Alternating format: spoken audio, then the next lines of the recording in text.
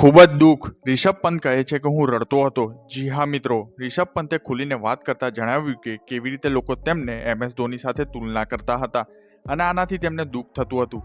જી હા, એક ઇન્ટરવ્યૂ દરમિયાન એક ચોક્કસ ઘટના વિશે વાત કરી કે ઓસ્ટ્રેલિયા સામે વનડેમાં MS ધોનીએ એ મેચમાં આરામ લીધો હતો અને તેમની જગ્યાએ રિષભ પંત કીપિંગ કરી રહ્યા હતા.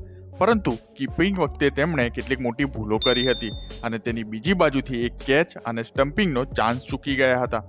આ પછી દર્શકોએ ધોનીના નારા લગાવવાનું શરૂ કર્યું.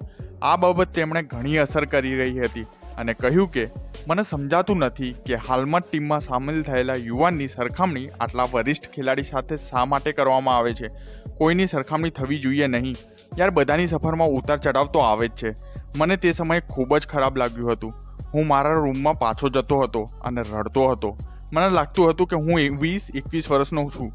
હું શ્વાસ લઈ શકતો ન હતો. આટલું મોટું દબાણ સર્જાયું હતું અને હું MS ધોની સાથે મારો સંબંધ તમને સમજાવી નહીં શકતો. તે શ્રેષ્ઠ વ્યક્તિઓમાંના એક છે.